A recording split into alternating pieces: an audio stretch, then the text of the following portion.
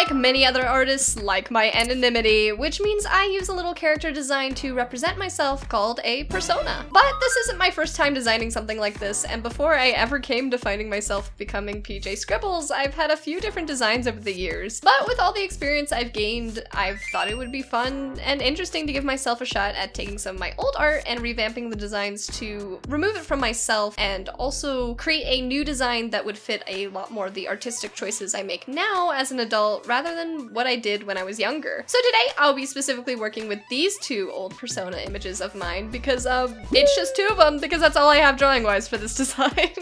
I really wanted to take the mentality of not bashing my old art nor design choices I made when I was a younger artist, so originally I wanted to stay as close to the original material as possible, but that'd just be a regular redraw video. So for this video, I wanted to pull the most interesting elements I saw and rework them into a newer character design that I could see being unique enough to stand out on its own, but also pay enough homage to the old design that it was still recognizable. So I'd take the bunny theme, original colors to tweak some contrast into, like making the greens a little bit brighter and the brown a little more red. I also changed the bangs and hair shape to be a little cleaner and fun to look at. Nothing wrong with the original flat hair, I just didn't think it would work all that well with the other changes I wanted to make. Going into this project, I decided right out the gate to pick something that stood out for me and turn it into something that was striking and iconic. And to me, the main thing that stuck out to me was the bunny ears. While I thought about keeping them as a little hair accessory, I thought turning them into actual rabbit ears would allow for me to move them around and show expressions off a little bit more excitingly. Off the bat, I knew looking at the old drawings I made, I had a recipe for a really fun and cozy looking character design, and I wanted to lean into that a lot more. Bring in a little bit more of the greens, a little bit more of the browns, and also to split up the hair a little bit, put some of the green into there so that way a lot of the colors that you see are repeatable and you see them a lot, making it feel a lot more cohesive. When you're staring at the whole thing, you can pull out the themes and personality of the character that I'm now designing. I especially liked adding a little bit of longer hair that could be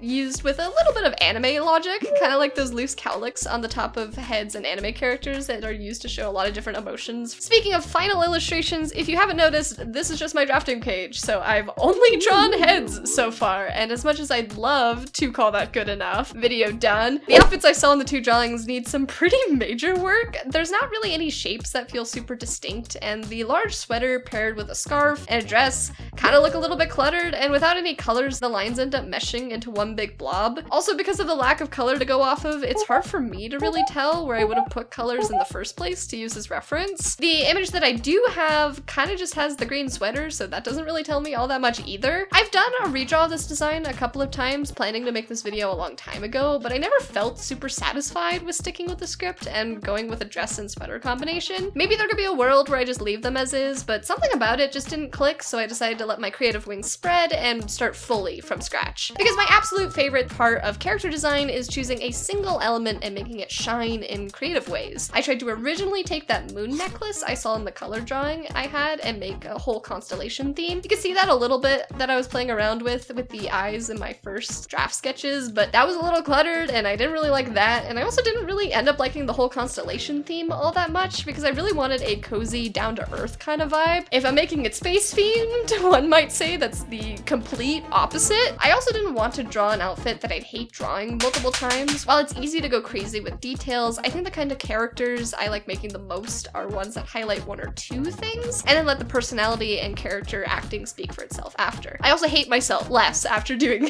meaning my final sort of outfit exploration at its core is relatively simple. The biggest deciding factor between picking which sketch of the two I made would be the final design was the scarf that I added back in from the original image that I had reference for. It's simple, but it's tremendously fun to imagine the kinds of character acting and ways I can push and pull a scarf around a character in ways that shows a lot of personality. And speaking of personality, when you design either a persona for yourself or for someone else, I would argue that personality plays a much bigger part rather than the design itself. So for this illustration, I saw this new character to be a little bit more meek, rabbit, skittish themed. And well, you can have all kinds of different personalities that you can put into personas. You can be excited, you can be angry. Not every persona will have just one emotion tied to it, but to have an overall core emotion, I wanted to kind of lean into like the actual rabbit out in nature personality, where if you see them, they're gonna get spooked and scared. Drawing this illustration, I wanted to have this character hold her hands together. The body language, she's gonna shrink herself down a little bit more. That's a very easy way to tell that a character's a little bit more shy, is when they start to like pull themselves in. They don't really want to like take too much space. And this is why I was really excited to use the scarf, was because I can take it and use it a little bit more like a weighted blanket. It's something that this character is using to comfort themselves and hide a little bit more of that nervous energy. While I did really like that, there was one sketch in this drawing that I did intend to have flow over one of the arms, and then I hated it because I put so much effort into the arms and hands on that one that like the idea of covering up with a scarf